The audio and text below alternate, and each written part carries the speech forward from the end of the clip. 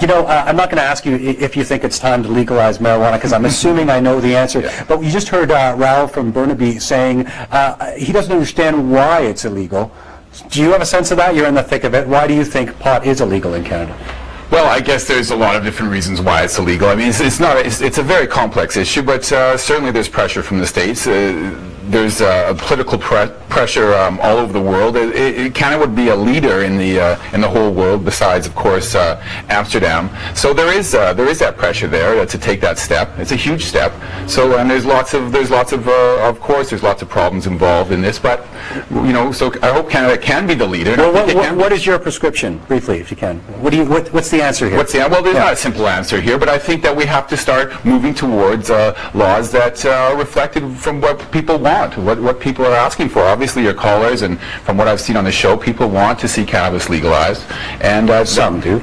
Some do, of course, but it seems to be the majority. I mean, from what I see and what I hear, and I think we just have to listen to what the people want. You know, if it's legalized, it might put you out of business. Specialty shops like this. Well, I thinking about something. I'd like to sacrifice my business then. Gary Gaddy. We'll be back to the Play Goes to Pot phone-in show. Keep calling us, keep emailing us. Back in a minute.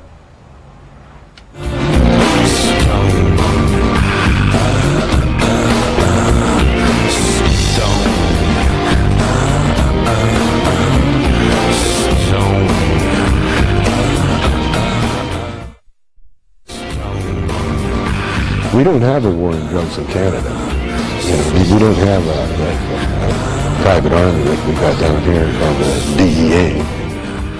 From actors to musicians, we've got someone who is not your average fiddler. Ashley McIsaac made a sensation when he broke onto the music scene with his unorthodox style. In fact, you might have caught some of that style when he was on Conan O'Brien. He was wearing his kilt. You might have seen his fiddle. On pot, he considers himself an activist. How diplomatic was I? He says marijuana should be legalized. Well, what do you think? Tell me why, Ashley. Well, you know, I think if you go back a couple of callers there before to Raoul, and he asked the question, why isn't it legal?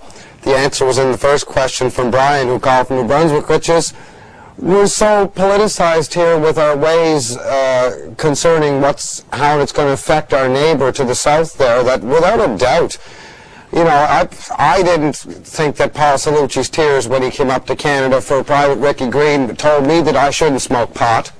Mm-hmm. So I think we're so influenced by, you know, what America has to say that we don't realize that the Canadian identity, if it's as many numbers as you're saying in the rest of the show, how many people there are out there that partake in smoking marijuana, well, I don't think that there's any other reason other than the fact that we're bowing down to border pressure. Well, you know what, let's hear what Diane Watts has to say from Ottawa. She is with Real Women. I know you've been watching the program, Ashley. Diane, how do you respond to what Ashley McIsaac just said?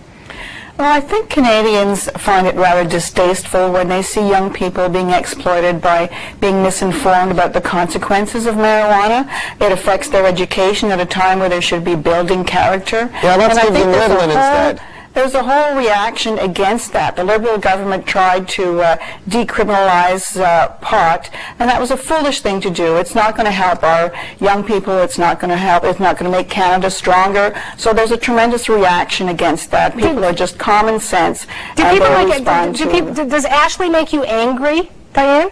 I'm not angry at all. I think the Canadians, as I said, find it irresponsible that people would treat this drug and behavior, which is harmful physically. Is it, Diane? Ashley, what about you? Does Diane's thought or her comments, does that make Diane, you angry? It's not distasteful at all. I understand where you're working in a good part of the society trying to prevent certain abuses that take place because of drug use. However, if we're still now at this day and age going to let our 18-year-old boys go carry guns and run all around Afghanistan, while I can get hash every day on the streets of Toronto and Quebec and Ottawa and everywhere else, what security are we doing other than killing our kids at the same time they can't smoke a joint? Give me a break. Diane? Well, smoking marijuana is not benign. It's definitely more benign than a bullet landed through your head. There are psychological difficulties. There are psychiatric consequences to it. People, for example, with cardiovascular difficulties should not smoke pot. Young mothers carrying an unborn child that could harm that child and harm themselves. There's a whole range of Canadians who are at very high risk. All Canadians are at high high risk if they smoke anything at all which will harm their physical system. Yeah, well, tell that to the native our people, healthcare Diane. system is Tell that costly to the enough as natives it in our is. country. There's native people across the country who smoked tobacco long before you and your white friends and your black friends and your Indian friends and your Chinese friends all got together and made Canada, and they survived on this continent without blowing up the neighbors like the neighbors are doing here. I'm going to bring somebody else into this debate who has been waiting to take part in our program. His name is Ishaka, and Diane and Ashley. Ishaka he's a Rastafari. He uses pot in his religion, in spiritual communication. That's something perhaps that we haven't really touched on in this program. Ishaka, is it time, and maybe this is a moot question for you, to legalize marijuana? Tell me why you think so. I think it's overdue. It's long overdue.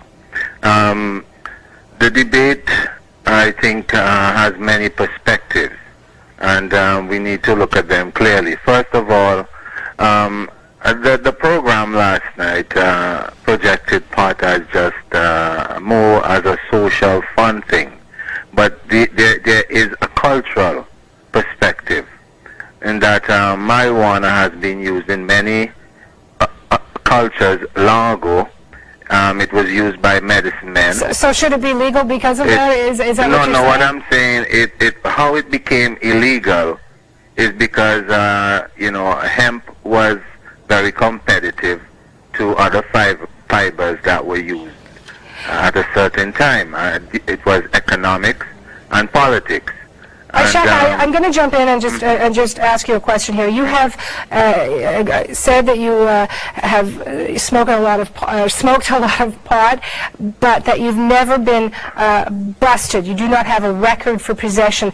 Can we get to that in terms of your thoughts on legalization and how it would change? Legalization for me is very important because marijuana has caused a lot of youth to be criminalized in ways that prevent them from furthering their education. I think the law is more, it has a more impact on people than the act of smoking itself. That is, of course, one of the points that we started with, Ishaka, when Jian, you mentioned that it wasn't really prohibition. Thank you, Ishaka, but that it was the laws themselves. And you've spoken with people, Jian, who are in prison, namely Tommy Chong, who have a criminal record now. What didn't make it to the program that you'd like to share? Well,